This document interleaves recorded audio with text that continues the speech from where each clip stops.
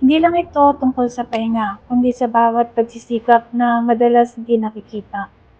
Sa araw-araw na pagbangon, sa traffic, overtime at pagod, may isang pangarap kang tahimik na hinahabol, yung magkaroon ng sarili mong bahay. Isang tahanan na uuwian mo pagkatapos ng mahabang araw, kung saan may kapayapaan, saya, at mga alaala na ikaw mismo ang bubuo.